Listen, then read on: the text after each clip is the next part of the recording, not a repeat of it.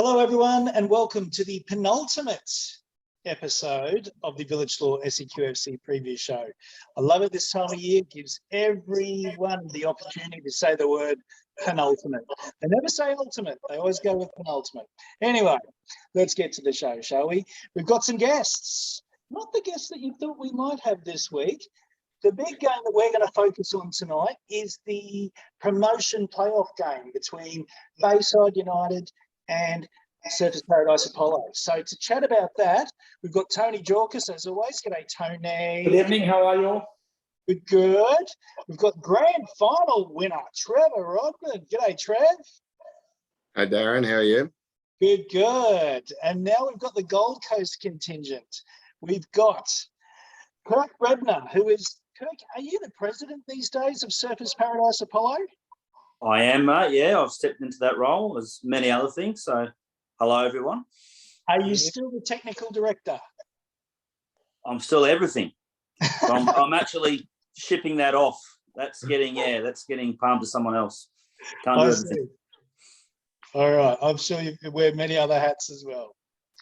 And from Football Gold Coast, we've got Mark Madge. G'day, Mark. Darren, how are you? Good. How does it feel to be on the other show?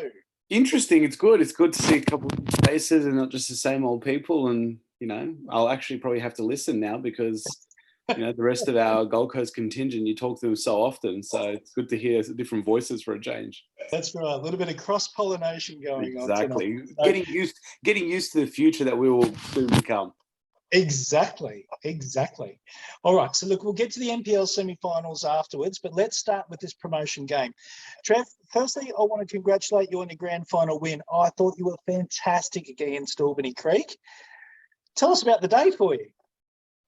Well, thanks, Darren. No, brilliant day. Couldn't have gone better. Oh, we could have won in without going extra time and all the nerves of the penalty shootout. But no, really proud of the effort of Bayside boys. Superb. You know, we thought we were a big chance. We should have beaten them in the last fixture when we're up 2-1 and they got 2 goals, you know, I think the 93rd and got a penalty in the 97th minute or something like that. So I think we learned a lesson from that. That was about when you play in Albany Creek, they're a quality side and you got to play to the last whistle. If you even start thinking about you've won the game, you'll come undone. So that was sort of the mindset we went in with. And, yeah, the lads just worked their socks off. It was brilliant. I thought your defence was outstanding. Yeah, look, that's what got us to second, to be brutally honest, is our defence has been outstanding all year. We had a couple of hiccups in that, so it sort of makes it even better. So, yeah, that's what sort of was the backbone of the win for sure.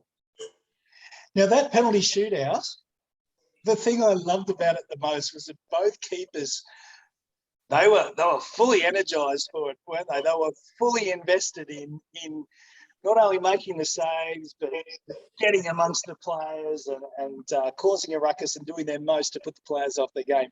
And it worked. Oh.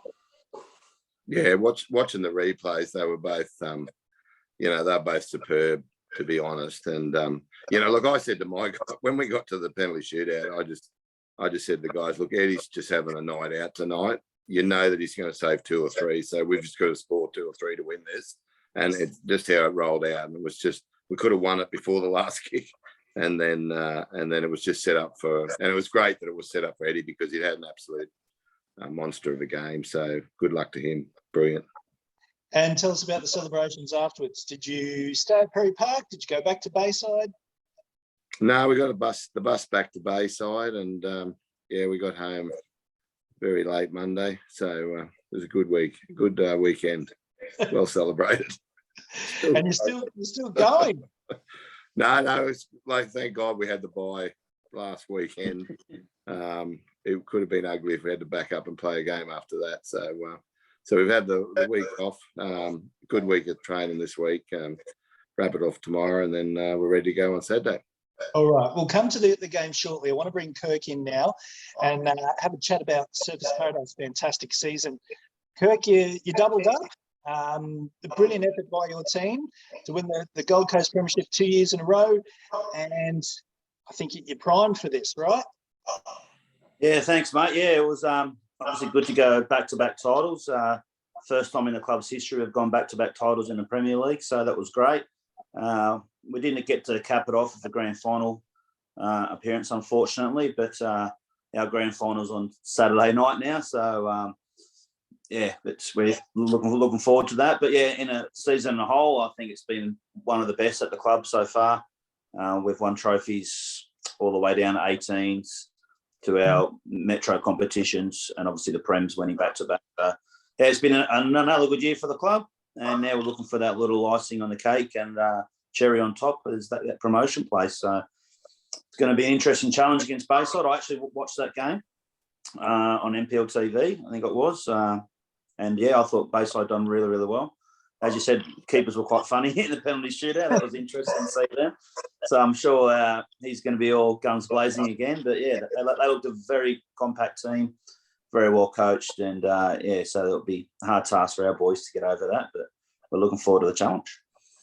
Just on the fact that you were challenged all the way through the season by Narang, but you won it in the second last week.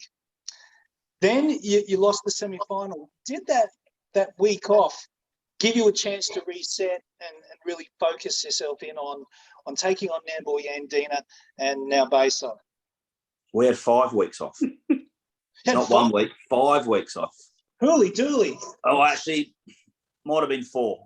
If I'm honest, might have been 4. So that showed in the last 20 minutes on Friday night. If anyone's seen the highlights or watched the whole game, I'm sure Trevor would have seen that and take note of that. But yeah, we had a few weeks off. So, and we actually gave the boys 2 weeks off in terms of training. We just said, listen, just get away from football, relax. I mean, they were obviously hoping to make the grand final, and congratulations to Southport for making that. But we just gave them a couple of weeks off, get your head reset, and then come back to training. So we've been at it for 3 weeks now training, and obviously, yeah, that showed on the Friday night that we just hadn't had that game. So we're actually glad we had that game. We just sort of didn't want the bye. That was a game we sort of needed. Obviously, it was hard to get a trial match in between that period because everyone was playing. So, and if you weren't playing, then you certainly weren't interested in playing someone like. So, yeah, it was good for us to have that. I think even for Bayside as well, having that bye worked for them, for Nambour Yandina, that extra game leading in, and for you guys, of course, worked a treat. All right, Mark, let's get your take on the situation here, mate. With Surfers Paradise winning the game last week, I'm sure you took in the game. What were your thoughts, and how do you think they'll go against Bayside? Yeah, look, Nambour, I think everyone can fair to say Nambour didn't have their full complement of players that Alex, who said in his post-match interview as well, and Surfers were expecting, missing some key players with weddings and so on and so forth. But nevertheless, it was a complete barrage in the first 20, 25 minutes of that game where Surfers could have put the tie well out of bed. It took their time. A fantastic free kick from Nambour leveled it around the 60, midway through the second half. But then Surfers, despite not, as Kirk said, not training and not playing for 5 weeks, still showed a lot more in the tank, I thought, especially late in the game, to keep pressing forward and keep creating chances. Considering Nambour only had the 1 week off, 2 weeks off since their semi-finals. So, all in all, you expect that. You expect defensively Surfers was solid as a rock, and you expect that even if you haven't trained or played in 5 weeks, it's the attacking plays and the attacking schemes that always, need a bit of polishing. But from the Gold Coast perspective, they're doing us proud as champions, league champions of the Gold Coast. Everyone on the Gold Coast, I think, is fully behind them for a number of reasons. One, obviously, you want to see clubs on the Gold Coast succeed and climb that tier system. 2, a lot of clubs would like to see the back of Surfers, considering the last 2 seasons. Definitely with the caliber of players that they have, and the club's direction and move forward, obviously the way up is the way to go. But again, you got a stern opponent in front of them like Bayside. You saw the grit that they showed against Albany Creek, who hadn't lost a game all season, and that means they know how to find a way even in the tough situations. As Trevor said, the playoff's pretty similar to a grand final. If you stop and think you've got it wrapped up, you'll be very wrong. And that pitch shout out as well to Rochdale and Underwood Park, Logan City Council, I believe, for a fantastic facility. I mean, it's also, it's from Football Gold Coast perspective, it's actually a shame for the Gold Coast as a whole that we don't have one facility like that. Considering the size of the Gold Coast and everything else, that facility was second to none, and a great location for the game to be played. And the pitch at this time of year is still perfect, which will hopefully showcase a great game.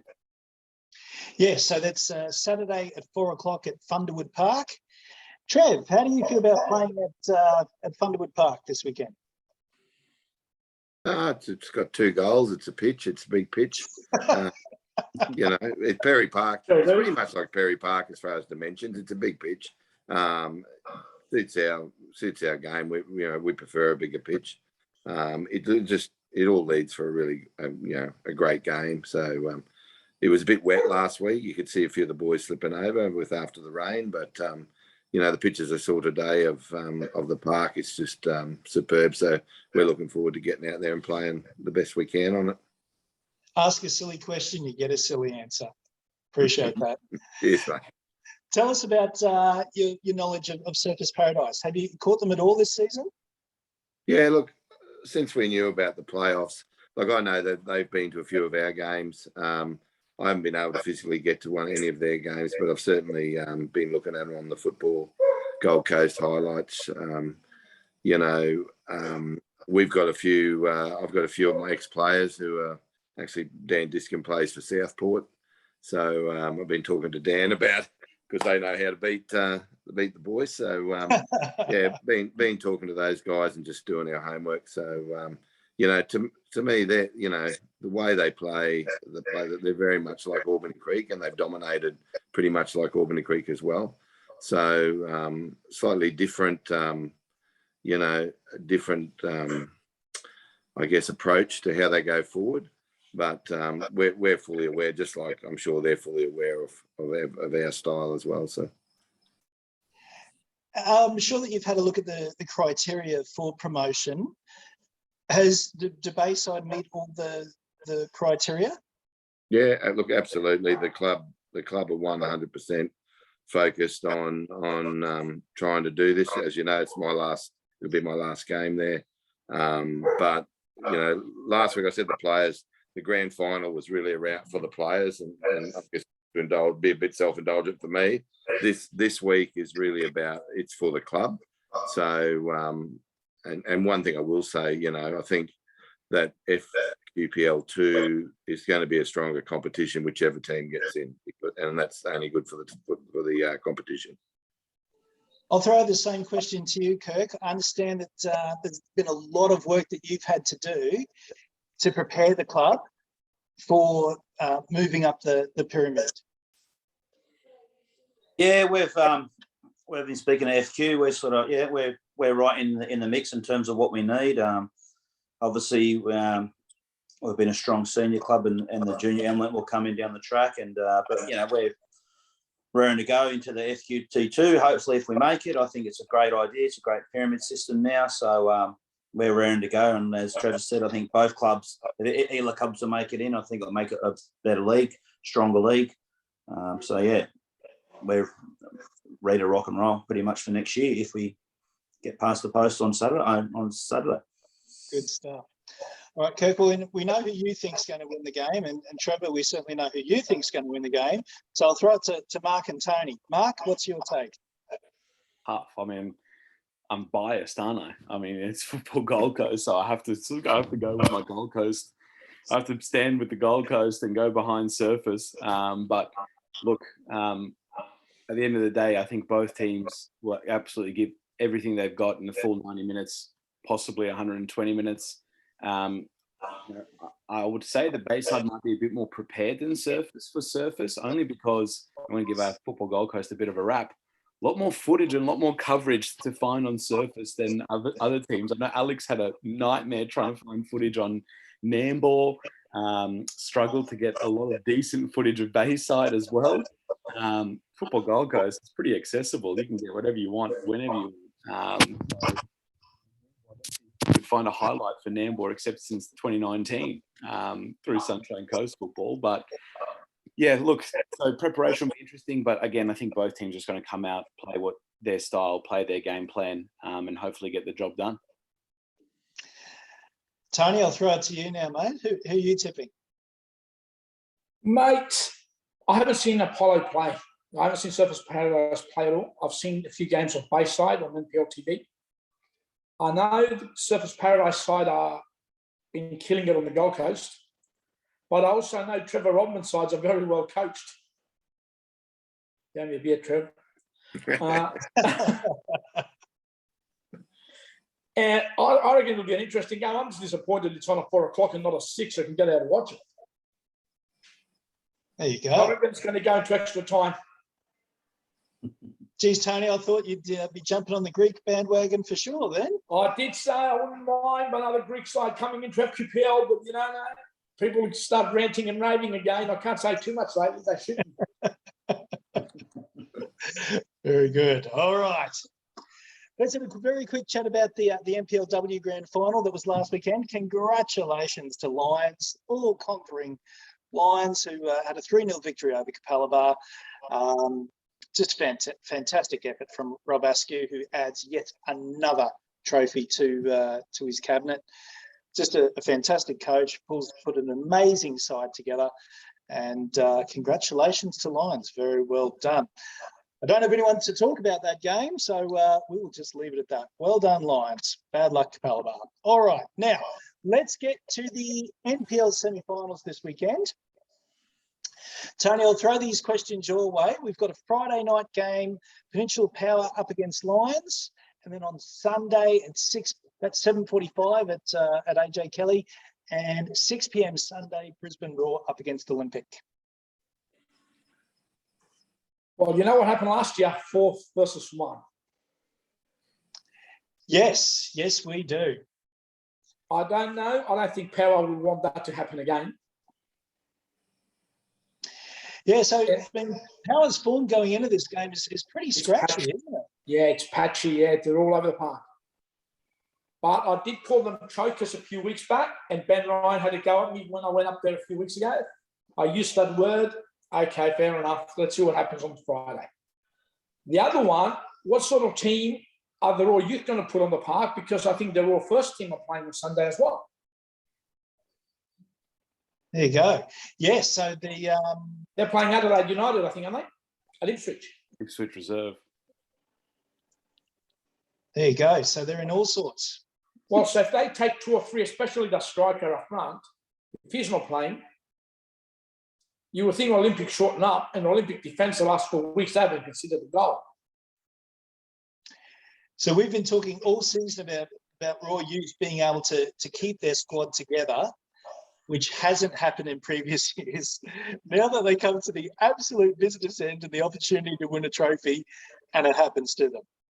But we don't know. Development. Is he going to take all those boys from about fringe players waiting to play against Adelaide, and then because they're under 23s who are in the finals as well, and they're under 18s. So what happens there? We've just totally destroyed the comp. We've all busted our heads off to get to that stage, and now all of a sudden we're going to play reserve grade sides or second string teams. So yes, it's going to be interesting to see if Raw Youth are going to be playing some of their under 18s and the under 23s, and then yeah, that's right. So it's a domino effect. So you would think Olympic should win that game. There we go. So Olympic go in as favourites. That's your take. Well, if the Raw are resting players, I've got most of their decent players playing for their first team or up there with them. Yeah. You would think Olympic would have to be favourites. If they're at full strength, Olympic haven't beaten them yet. They've drawn one and lost the other. So that levels it, So what happens? So are you tipping Lions to beat Peninsula? No. That wasn't very convincing. I don't think that'll happen to them 2 years in a row. Surely not. Yeah.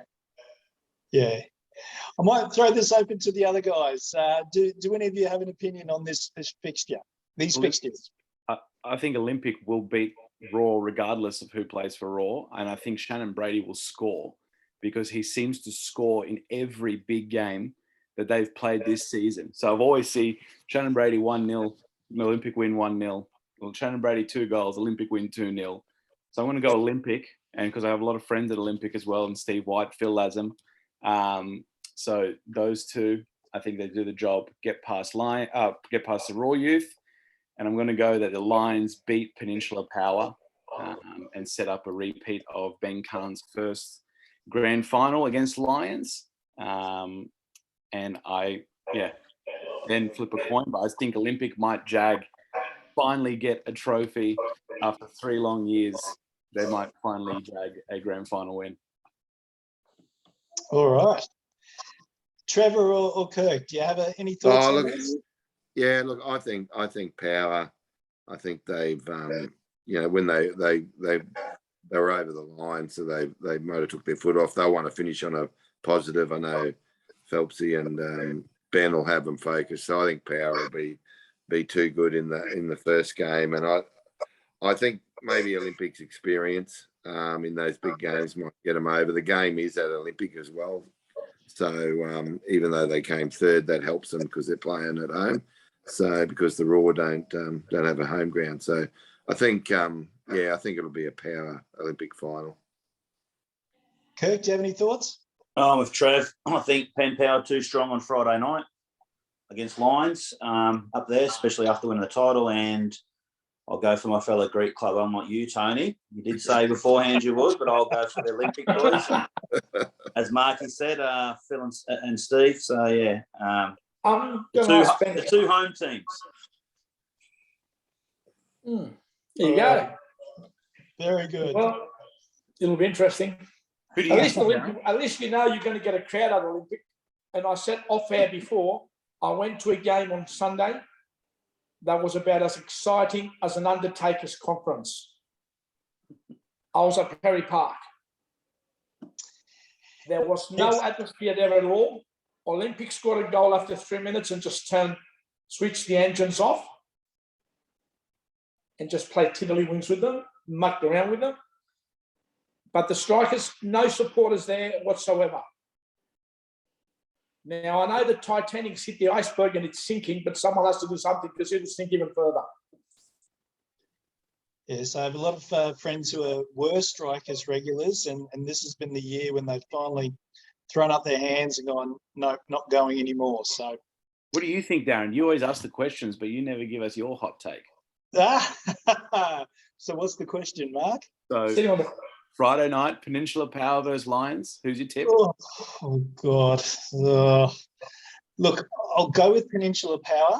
I think that Lions have, from the low base that they had at the beginning of the season, they've come on so well and developed so many young players. I think next year is the year to watch them explode and really challenge for the top places.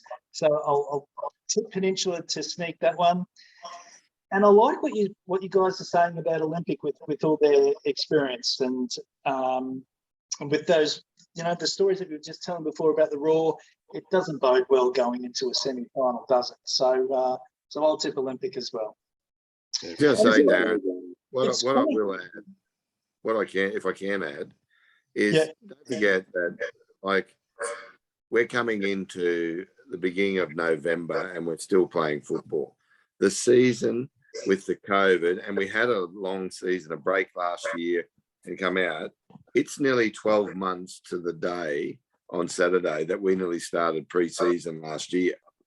So it has been, and all the teams are feeling the pinch. It's been a long season, and I know, even for like the Surfers guys, they had 3 or 4 weeks off. It makes it up, but we're still going. It's the gift that's been keep given the 2021 season. So it's done. You're seeing that on players. Players are getting tired. It has been a big toll on them. So you shouldn't underestimate that as well. For sure, and you've actually preambled my final question to you guys. Given that, especially with you, Trevor, given that you're taking on a new role at Samford next season, you won't be having a break, will you? You'll just be getting straight into trials and getting your squad together for next year, right? We start in 3 weeks. 3 weeks. 3 weeks at Sam. I'm starting on the 18th of November. We've got our first session there on the 18th, so I'll get a 3-week break this year. So, but you know, like I said, I'm really excited about what lies in front, and likewise really proud of where we've come and where we've done. So, you know, for me, it's a bittersweet sort of week ahead, but really looking forward to it. Really looking forward to my 3-week break and then getting back into it. What about you, Kirk? Let's say that you're successful this weekend. How much break would you have between now and pre-season? We'll give it the top 20 blokes. They'll have 5 or 6 weeks off. They won't come back till next year.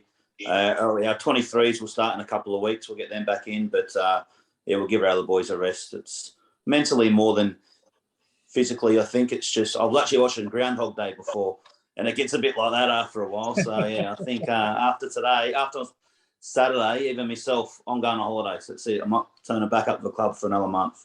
So yeah. That'll be interesting. There's going to be some huge signings going on in the next few weeks, isn't there? Best time of year. Oh, silly season's on early. Yeah. And the Gold Coast is just even going to be crazier this year. Obviously, I won't touch too much onto it, but obviously the derby was over the weekend, and it was a not a good result from a Knights perspective. So I'm sure there's going to be a lot of movement in that whole space as well. I think both Gold Coast teams missing out on the form. They're going to have to strengthen up a fair bit. Big time. And with Scott McDonald taking over at Gold Coast Knights, it's going to be interesting to see. I'll throw that question to you, Mark. How do you think his name will go attracting players to the club? Look, Scott's taken the ball by the horns already this season, and you know, considering he hasn't even taken over officially, I think now officially he has taken over, and he's already been, you know, on that grind, looking at plays, looking at footage, working out combinations. It's difficult, right? I think if Scott had played, if we had technology and internet coverage the way we do now over football in general, in Scott's heyday at Celtic, it'd be a completely different conversation. You got to look at it like this. You know, he was top scorer in the SPL, I think, 14, 15 years ago, mid-2000s, that 2006, 2007. Back then, you'd be lucky to catch one Scottish Premier League game a week on Setanta Sports, the old school, once in a blue moon. So, you know, these kids that are coming through the MPL, they know Scott. They obviously know his name, but they wouldn't have probably seen him at his height. I think his name will attract some players, definitely the younger ones. I think will definitely have more appeal to it. But as Tony and everyone said, there's still a lot of recruiting to be done to strengthen those squads.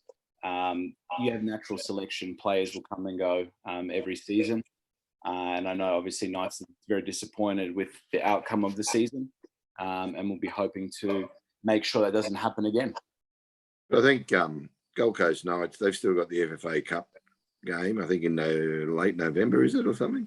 It's the FFA Cup is going to be the miracle, you know, the gift that keeps on giving. That's going to be the FFA Cup, because before they even get to play their round of 16 game, you still got a Perth versus Melbourne Victory game to be played, where, from what I gather and what news reports say, Perth don't want to give up hosting rights.